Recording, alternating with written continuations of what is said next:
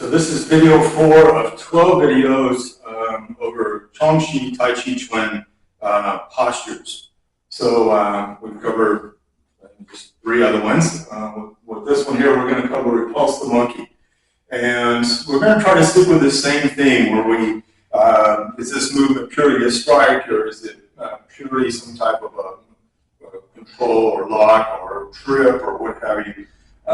With Repulse the monkey, it's a very versatile move, so we're going to look at it as a strike, a drawdown, like guiding motion, and we're going to look at it in a way to utilize the pull and the pushing action with a leg to trip them.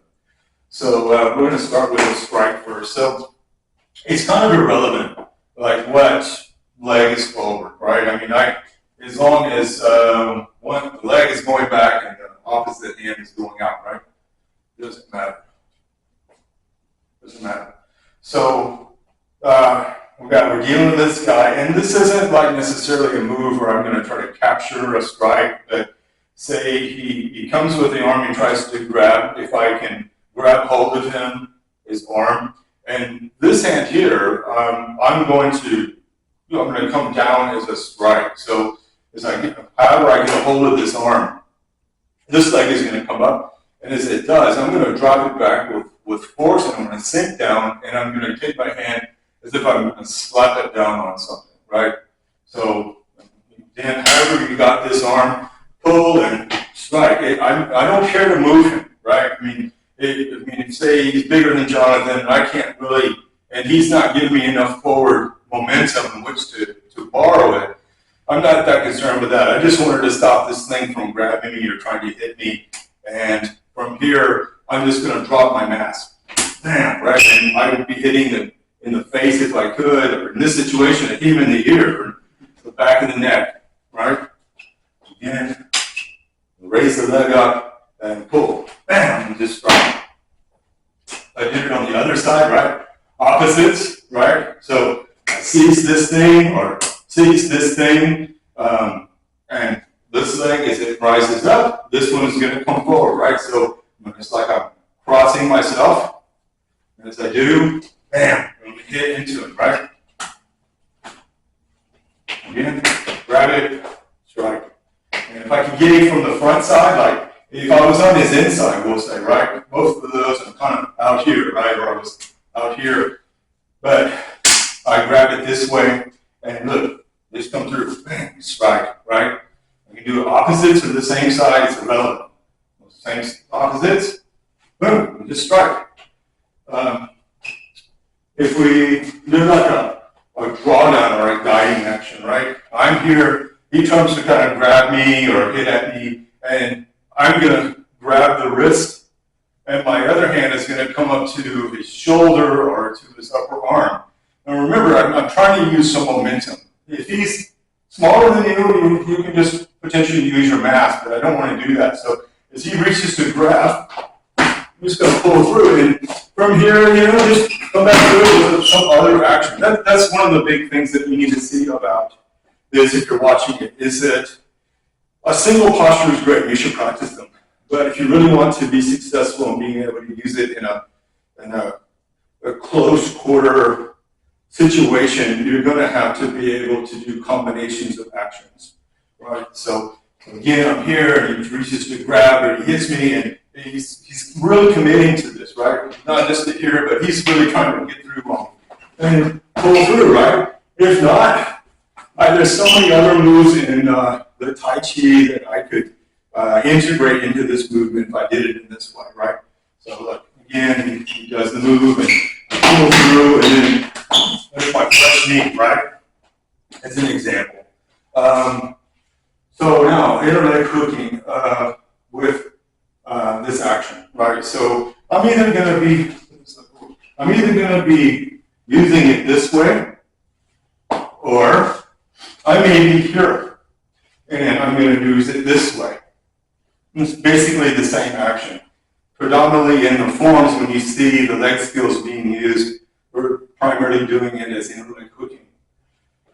So from here, right, the same motion, and I'm here like this, and I'm step through, right? Or I'm here like this, and I step through, right? So I'm controlling his arm. This hand is going to push. This hand is keeping him in place, and I'm going to pull with this leg, with the back of the knee. This way here. Okay, so I'm here, right? So I was here, and I follow through, right? Okay. So I'm here, and I hook the leg, and lift. Right? Got the leg forward, my leg's forward. This leg is going to go back. This hand is going to go out.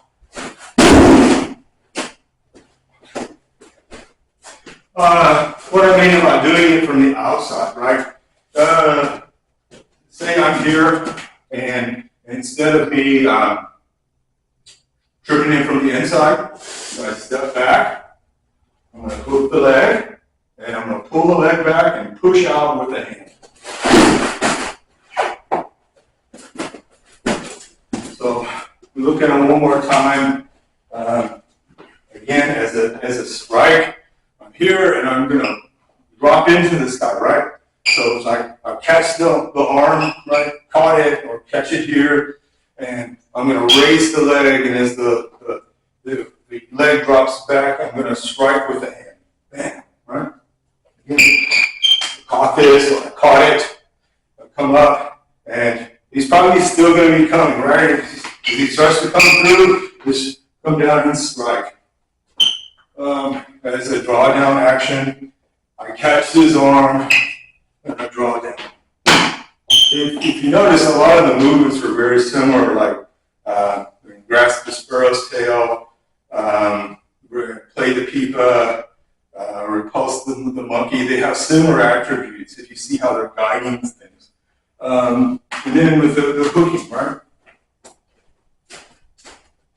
So his leg is there, this leg's forward, which would be the leg that's traveling backwards, right? Steps.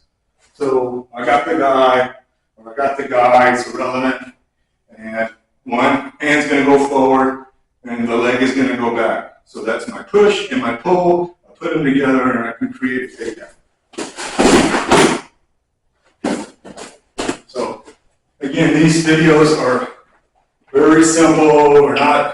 I'm not trying to explain a tremendous amount of details about the movements, but just to see that the movements have varying ways of doing them. Even if you're doing the same system I'm doing or other forms of Tai Chi, not everything has to be just borrowing the guy's energy and not using any strength.